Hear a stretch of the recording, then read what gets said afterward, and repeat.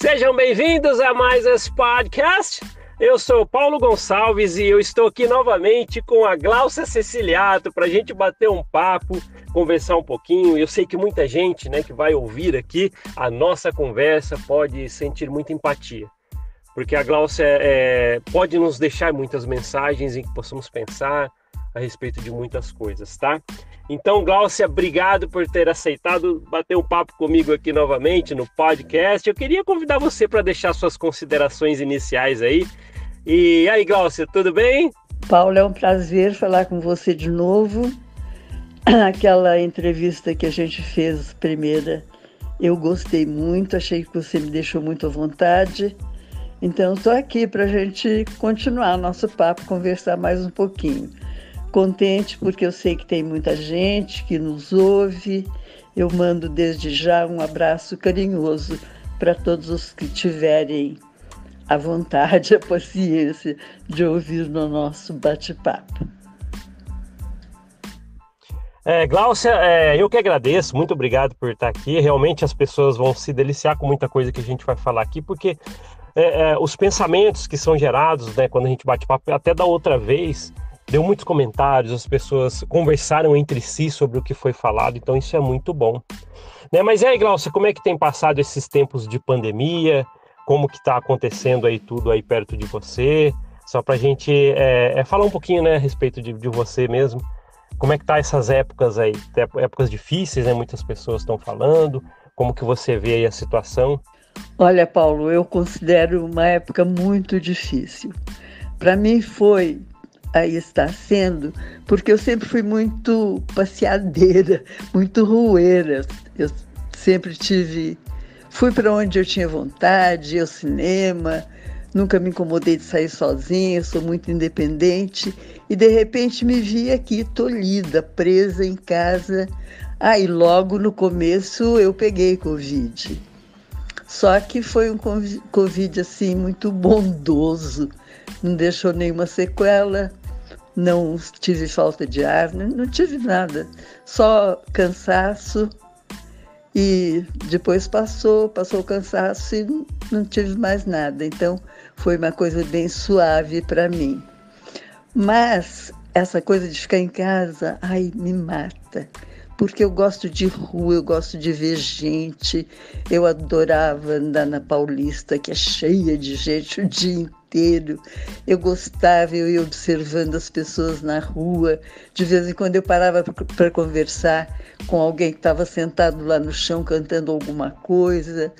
Eu fazia parte, da vida da cidade. Eu curtia muito.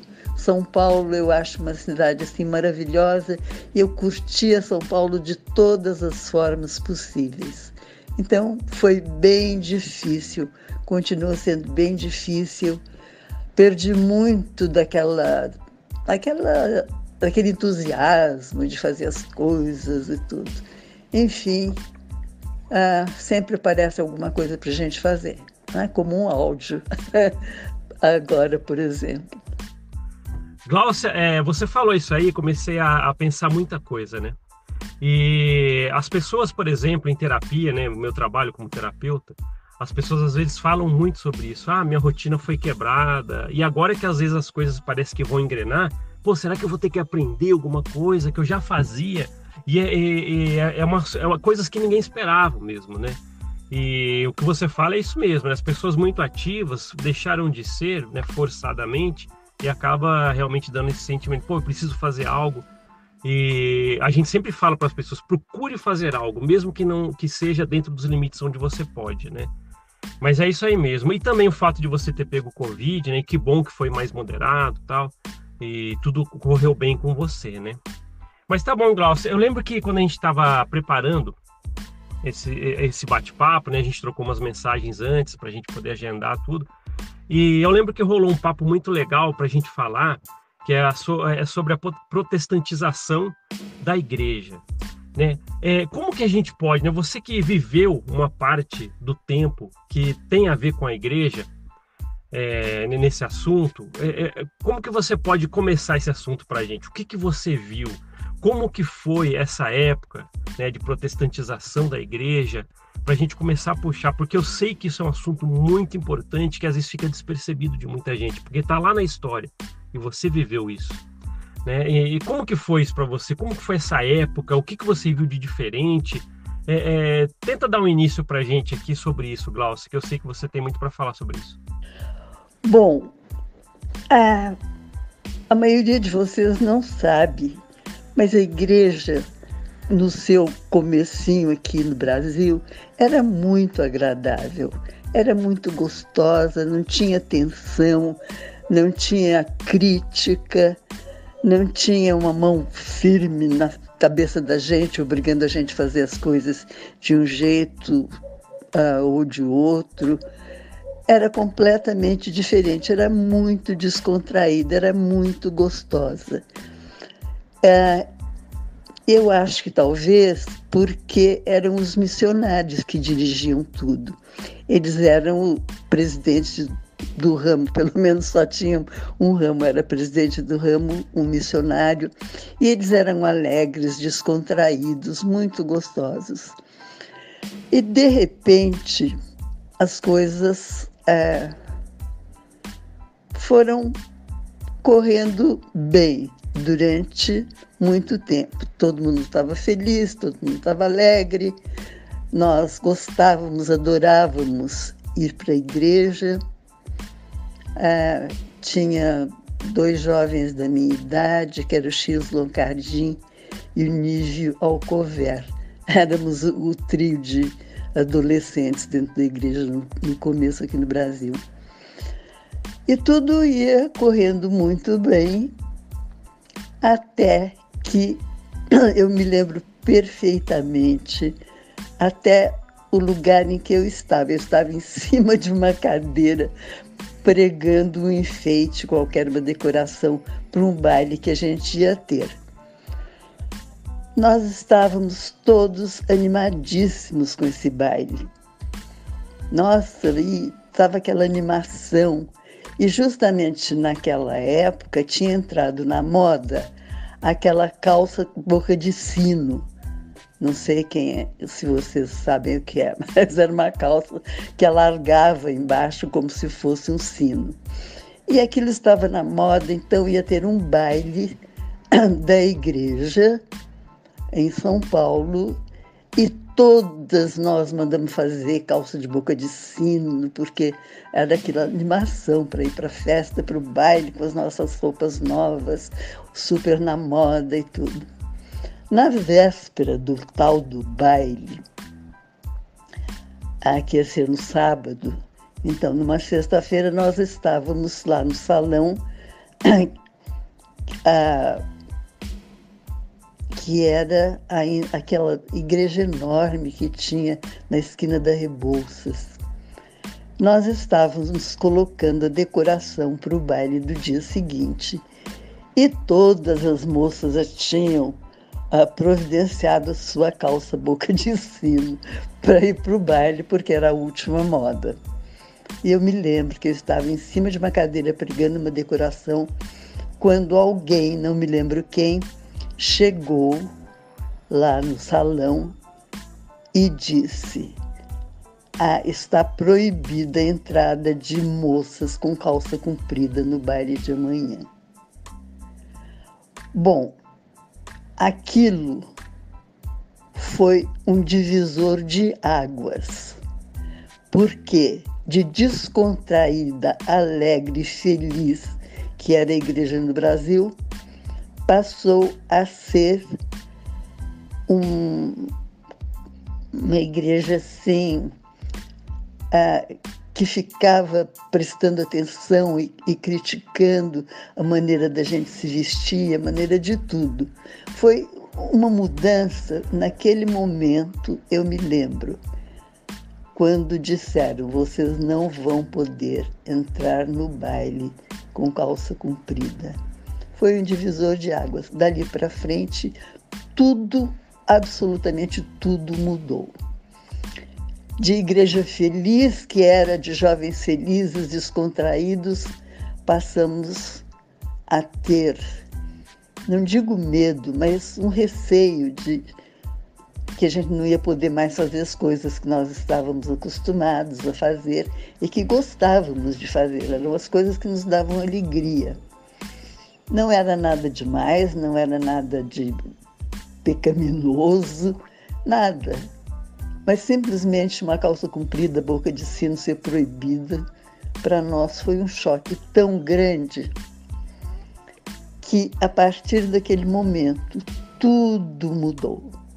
Eu chamo aquele momento, aquele período, o período de protestantização da igreja no Brasil.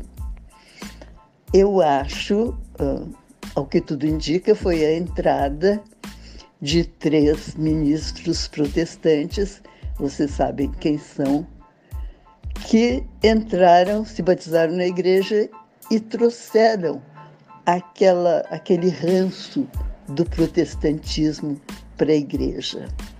Até então, a igreja era descontraída, era alegre, não tinha nada dessas restrições de ver como é que era a barra do seu vestido, você tem que ajoelhar no chão para ver se a barra do vestido batia no chão, essas coisas horrorosas que impuseram aos jovens, pelo menos quando eu era jovem, essas coisas aconteceram. Então, esse para mim foi o marco. Eu me lembro que eu estava em cima de uma cadeira, eu me lembro perfeitamente do momento em que eu ouvi essa notícia e meu coração ficou tão apertado. E, para falar a verdade, nunca mais desapertou. Gláucia, ficou bem descrito por você, sabe, dá a impressão assim, né? Porque a gente fala muito de corporação mórmon, sabe? E dá a impressão assim, que no começo até parecia ser bem legal, todo mundo bem amigável, as coisas fluíam com alegria e de repente dá a impressão, né? A gente usou a palavra protestantização, mas dá a impressão assim, poxa, parece que nesse momento ela virou a corporação mórmon. Cheio começou as regras, aquelas coisas todas. Eu tenho feito alguns podcasts aqui falando que às vezes as regras da corporação, às vezes ela prejudica em algumas coisas na própria natureza da pessoa. A gente deu um exemplo aqui, sabe aquela regra, só pode namorar com 16 anos. Não estamos dizendo se isso é certo ou errado, mas às vezes isso aí fica tão forte na cabeça de um jovem, por exemplo, que quando realmente chega com 16 anos, eu posso namorar e vou namorar. E às vezes os planos da família são outros, eles querem um melhor, tal. Peraí, talvez não tenha maturidade como deveria. Isso que você tocou, esse assunto é muito importante, viu, Gláucia? E vamos lá, né? E o que você percebeu daí para frente? Você realmente começou a ver, engrenar na igreja regras? Você viu isso mais a fundo? Realmente podava as pessoas? Você via isso? É legal você discorrer um pouquinho mais sobre isso, porque acredito que é coisa nova para muita gente aqui. Porque muita gente já pensou assim, pode pensar assim, a corporação mórmon já nasceu assim. E às vezes aqui no Brasil, como você está falando, ela houve uma mudança, em que era com um pouco mais de alegria, bem mais humano e começou a ter regras. O que você viu daí para frente, vamos chamar de corporação, né? O que você viu na corporação mórmon daí para frente, Gláucia? Bom, nunca mais a igreja voltou a ser feliz como era naquele início, porque as regras foram se acumulando, tudo era pecado, tudo era errado, aquele período que as moças tinham que se ajoelhar na capela para ver se a saia batia no chão. Foi uma coisa assim abominável aos meus olhos e aos olhos dos jovens daquela época. Mas a coisa foi assim, sabe? Foi ficando tão pesada, tão desagradável. Eu me lembro que uma vez eu estava preparando uma peça e ia apresentar essa peça em Campinas, na igreja de Campinas. Eu ia muito para lá. E eu estava de calça comprida, porque no ensaio a gente usava calça comprida, porque no palco tudo era mais decente. E eu ia entrando numa capela para ensaiar lá em Campinas e uma senhora veio para mim: olha, irmã, a senhora não pode entrar na igreja de calça comprida, Nossa, foi uma coisa tão desagradável. Eu falei, olha, eu estou ensaiando uma peça e eu vou entrar de calça comprida. Mas, sabe, começaram essas coisas, todo mundo a querer mandar, todo mundo a querer podar a gente, as coisas que a gente fazia. A igreja perdeu a espontaneidade que existia no começo. Era muito gostosa a igreja no começo, era muito descontraída, tinha muita amizade, muita camaradagem. Mas depois que os brasileiros começaram a tomar conta, a coisa realmente e infelizmente piorou muito. No tempo que os missionários dirigiam tudo, era muito mais agradável. Eles eram muito mais alegres, mais descontraídos, não tinham aquela coisa de querer impor regras, mais regras, como depois, nesse período da protestantização, como eu chamo, as regras passaram a ser a coisa comum na igreja, nada regra sobre regra sobre regra. Gláucia, você me fez lembrar algumas situações, isso aí da calça comprida, né? Não pode usar calça em algumas atividades.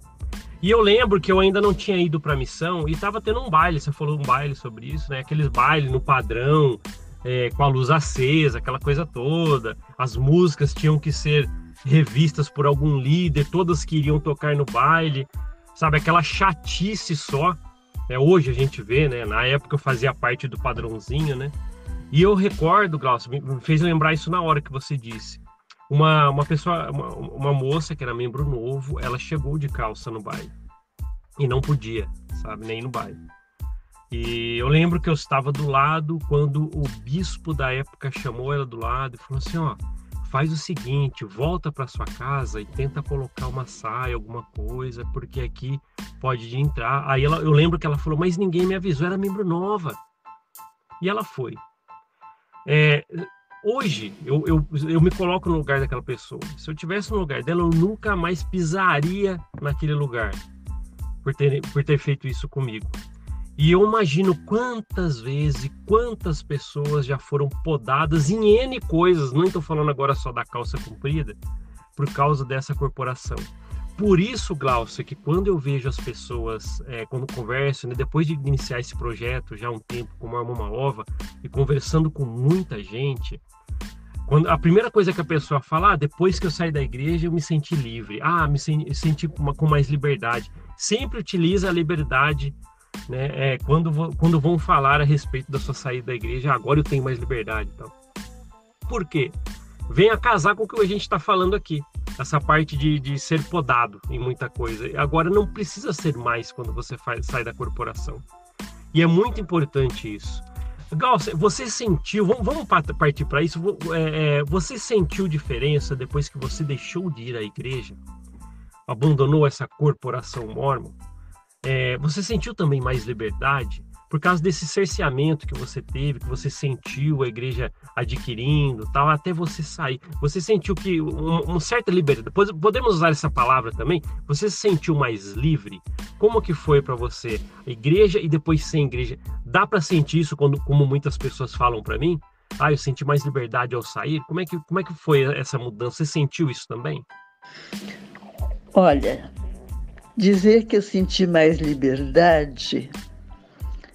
Eu não posso dizer que sim, porque eu já estava muito liberta quando saí da igreja. Porque eu sempre tive uma cabeça muito no lugar e sempre pensei muito por mim mesma. Então, quando eu saí, já fazia muito tempo que eu tinha deixado de dar importância às coisas que não tinham importância na minha visão. Eu estava lá, eu sei que muita gente pergunta, mas por que você continuava na igreja? Foram 40 e tantos anos da minha vida. É difícil você simplesmente mudar tudo de repente. Então, eu não sei como é que foi. a liberdade, eu acho que é uma coisa interior. E eu acho que eu tinha essa liberdade interior, porque eu era muito, entre aspas, metida, então eu fazia as coisas da minha cabeça. Eu fazia programas da minha cabeça sem falar com ninguém. No fim dava tudo certo, todo mundo adorava, e eu gozava então dessa liberdade interior e, de certa forma, também as pessoas, os líderes das estacas, tudo, ficavam bem felizes de eu estar atuando na estaca deles, então nunca tentaram me cercear. Eu não sei o que mais falar sobre isso. Então, quando eu deixei de ir à igreja, por motivos que são muito particulares, que eu não quero expor, mas eu já, de coração, já tinha abandonado tudo aquilo. Já tinha chegado à conclusão, especialmente dentro do meu coração, de que aquilo não era verdade, que era tudo uma bobajada, falar assim, sabe? Aquelas proibições e tudo. Eu não via a liderança maior da igreja como se fosse uma coisa do outro mundo, não. Eu tinha plena consciência de que eles eram homens como todos os outros, muitos deles extremamente vaidosos. E então eu não tinha, sabe, eles não significavam mais nada para mim quando eu saí. Gláucia, você destacou uma coisa muito importante, porque você então é daquelas que já levava a liberdade dentro de si, né? E isso é muito legal, muito diferenciado. Porque muitas vezes que a gente conversa aqui, as pessoas realmente colocam as viseiras da corporação, fica dentro daquele quadradinho e não sai mais. Né? E eu achei bem bacana isso, sabe? Você ter falado, pô, a liberdade sempre fazia parte de mim. Então, você não sente um baque tão grande ao deixar essas coisas de lado. Mas, lógico, isso não deixa de você ter sentido muito cerceamento, aquelas coisas todas que você falou. Como quando você estava lá naquela cadeira, colocando os enfeites do baile, alguém falou, ó, não pode vir com calça boca de sino. E era tendência.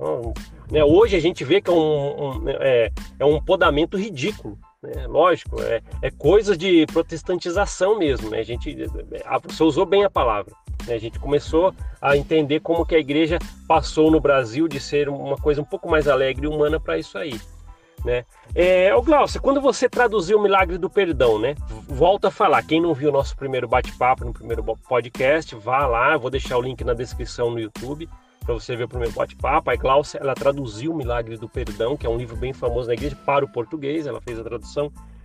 Nessa época da tradução, né, desse livro, né, que eu considero também como você falou, um livro horroroso, né, porque ali tem, vai acontecer isso com você se você não fizer isso tudo. O livro é cheio disso, de condenações.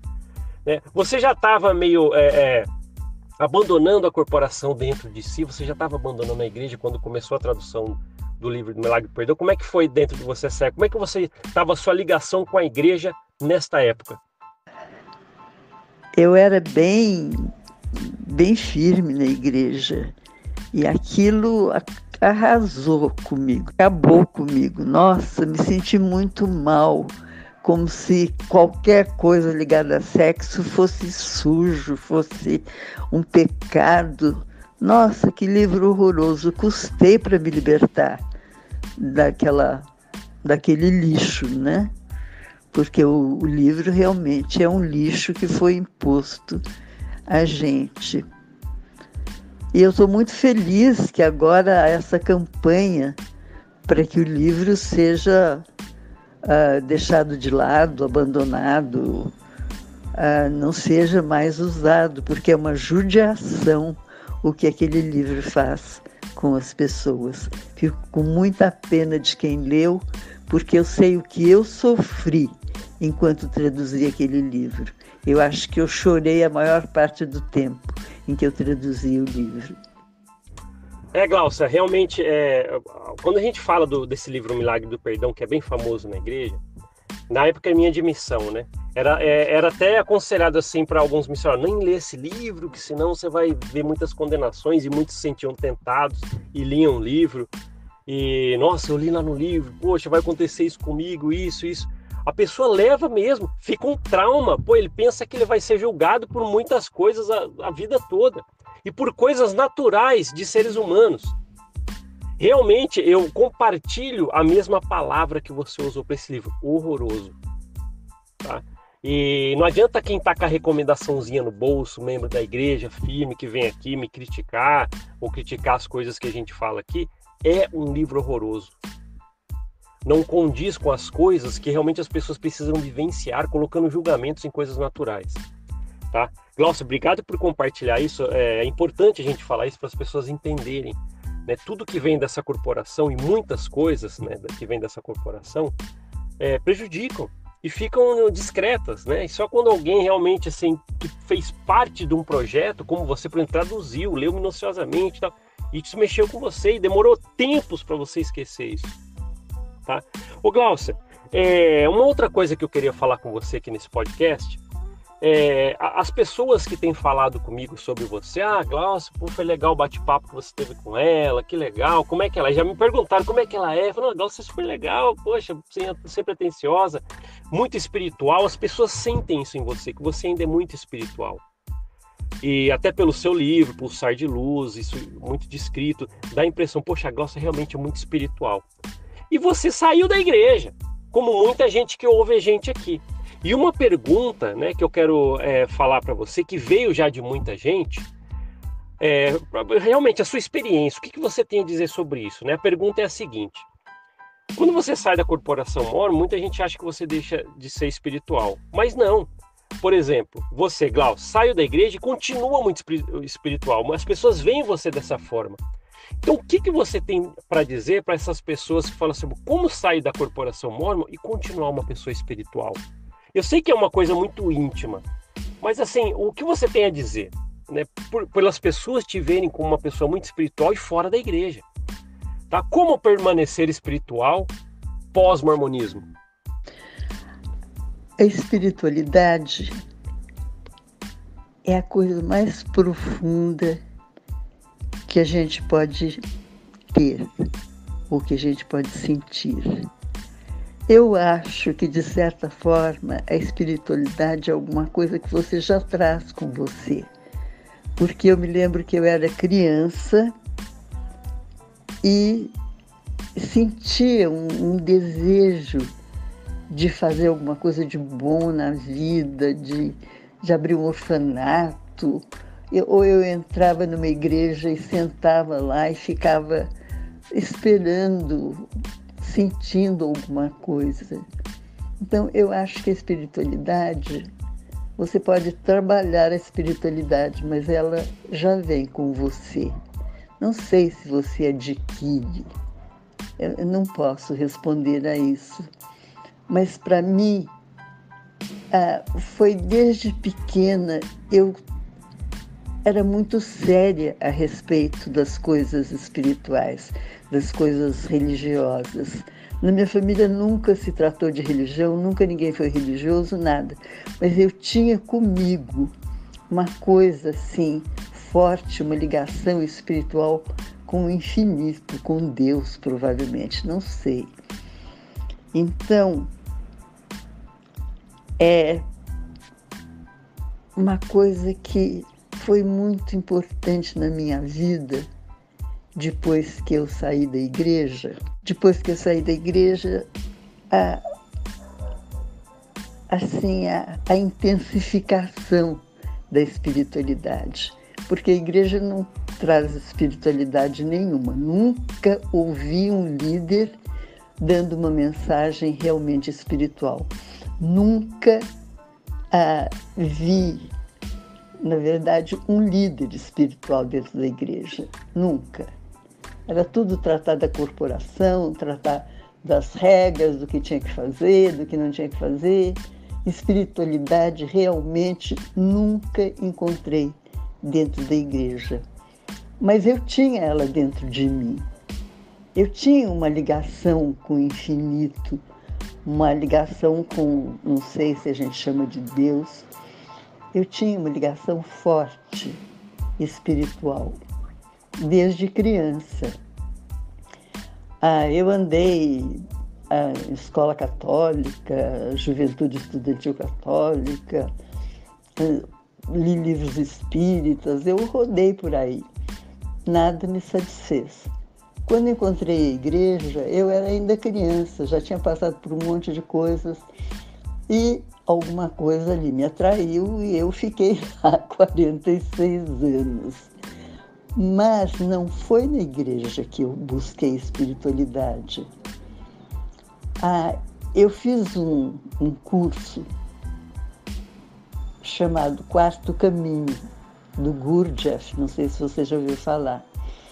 Foi um curso que me ensinou muito, nossa, que me fez conhecer a mim mesma. Foi um curso muito bom. Eu fiquei 4 anos estudando este Quarto Caminho do Gurdjieff. Me ajudou demais. Até no final do meu livro, tem vários capítulos a respeito das coisas que eu aprendi lá. E não sei, espiritualidade é uma coisa interior. Não dá para você ensinar, não dá para você dizer, vou em tal lugar em busca da minha espiritualidade, porque eu acredito piamente que Deus está dentro de nós. E se nós formos buscar a nossa espiritualidade numa igreja, numa seita, numa crença, numa escola, não vamos encontrar, porque está dentro de nós. Está tudo dentro de nós, Paulo. Essa é a chave da espiritualidade, se me perguntarem. Pelo menos é a chave da minha espiritualidade. É buscar tudo dentro de mim. Porque eu acho que Deus, o divino, está dentro de nós. Eu acho que a energia criadora, quando criou o homem, o mundo, sei lá, colocou um pouco da sua criatividade dentro de cada um de nós. Jogou dentro de cada um de nós um pouquinho daquilo que tinha. E a gente desenvolve ou não desenvolve essa semente espiritual que nós todos temos. Não sei se é uma coisa que a gente traz, não é uma coisa que fala, vou virar espiritual. É uma coisa que vai crescendo dentro de você, você vai se apegando às coisas bonitas, ao belo, ao bom, sabe? As pessoas, você aprende a amar as pessoas. Eu me lembro que muitas vezes, acho que até já falei isso, quando eu andava na Avenida Paulista, eu adorava andar na Paulista. De vez em quando eu parava para conversar com um daqueles que estavam sentados no chão tocando violão e cantando alguma coisa, sabe? E nesses momentos é que eu acho que a minha espiritualidade se desenvolveu. Quando eu realmente senti amor no meu coração pela pessoa que estava sofrendo ali na minha frente. Eu acho que espiritualidade vem do amor, o amor genuíno, não esse amor que a gente fica aí soprando aos 4 ventos, mas aquele que está dentro de nós. Que você olha para uma pessoa e você sente aquela pessoa. É aí que você aprende a amar. E eu acho que essa é a base da verdadeira espiritualidade. É você não julgar ninguém e você estar de coração aberto para todas as pessoas que te procurarem. O meu livro, eu sempre digo que é um livro que torna a vida prática mais espiritual. Porque existe espiritualidade em tudo que a gente faz na vida. Você arruma uma cama, se você arruma aquela cama com amor, pensando na pessoa que vai dormir ali, nos seus filhos, no seu marido, pessoas que você ama, a sua espiritualidade está falando. A gente nunca pensa nisso como espiritualidade, mas é. Em todas as coisas, quando você olha para um animal e você ama aquele animal, um bebê, uma pessoa de idade, uma flor, em tudo existe espiritualidade se a gente estiver de coração aberto. Acho que é isso, Paulo. Como é que alcancei minha espiritualidade? Não sei. Acho que foi amando. É o único caminho. Gláucia, muito obrigado pelo seu relato a respeito da sua espiritualidade. Eu sei que respondeu a pergunta de muita gente aqui, que às vezes tem, né? Como que a Gláucia, mesmo após a saída da igreja, mantém espiritual desse jeito? Porque realmente vem dessa forma, mesmo depois do seu livro, Pulsar de Luz. Quem ainda não conhece o livro da Gláucia, pode procurar, você encontra. O livro é muito bacana para você entender sobre isso mesmo, né? Tem a ver com muita espiritualidade interna.